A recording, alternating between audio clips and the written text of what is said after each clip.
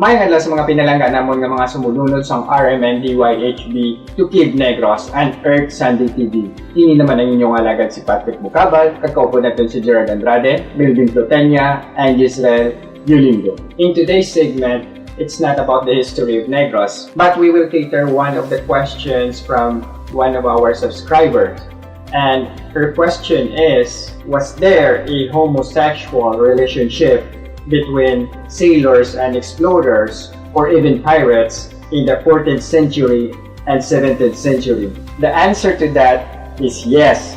There was a homosexual relationship, and one of it is in the written account from Antonio Pigafetta's journal, the Sodomy Trial, and this happened during their voyage around the world. But before we go in details to that topic, we have to understand first why there is such kag nga natabo na. Much of Europe was ideologically against same-sex relationship during the 14th and 18th centuries, describing them with terms like sodomy and Bergreen. Technically, it was illegal in many navies. Britain's Royal Navy punished sodomy or Bergreen with lashes and even death by hanging.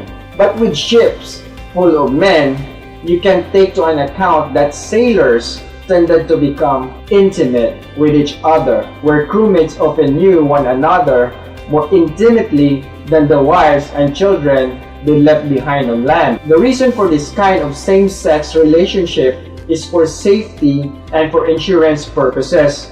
During the golden age of piracy, some buccaneers engaged in metalotage, a form of civil union. Sometimes, these arrangements were purely financial, but often they were affectionate, romantic, or sexual. Metalotage was often more of an insurance agreement than a romantic ceremony. So what is metalotage? Metalotage, meaning seamanship, derives its name from the French word for sailor or seaman or matelot. Within the pirate society, there were some cases of some sailor creating a legal agreement where if one sailor was to be killed or lost at sea, then a chosen person would be picked to inherit his belongings. In some cases, partners took punishment on each other's behalf. In battle, they fought as a team and died together. And isa pa gid ka reason is that we have to look out of each other. Because when you're in a ship, hindi mo mapakta ng imong mga pod kung may kaisa-si mo at tapos itagbong ka lang niya, ihaboy ka lang niya sa dagat. Most nga may mga buddy-buddy system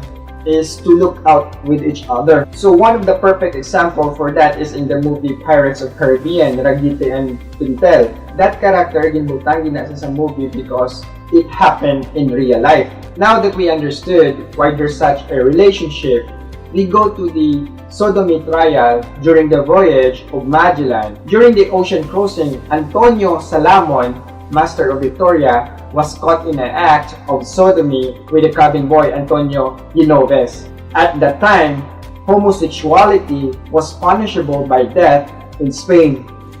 Though in practice, sex between men was common occurrence on the long naval voyages and usually punished by whipping or incarceration. But Magellan needed to restore discipline among his crew. He decided to convene a court-martial and summoned all the officers of the flagship. In the trial, Salamon found guilty, sentencing him to death by strangulation. His partner Antonio Genoves was able to convince the court that he was more sinned than sinning. In short, ginlaglag niya ang iyang opod.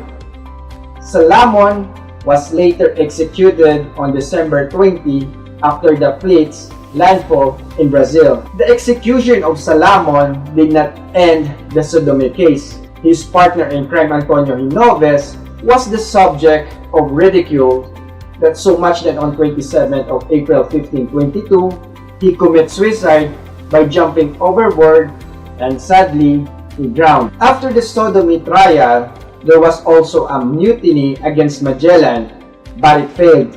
Magellan continued his voyage until he reached the archipelago of what is now the Philippines.